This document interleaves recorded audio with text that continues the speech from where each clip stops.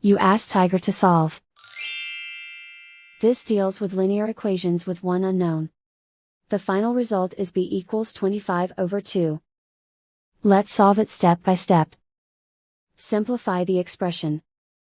Group like terms. Multiply the coefficients. Simplify the fraction. Swap sides. Isolate the b. Divide both sides by 4.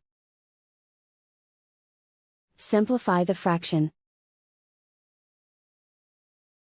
Find the greatest common factor of the numerator and denominator.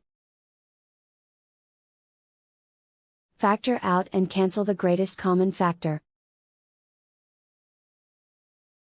And so the final result is b equals 25/2.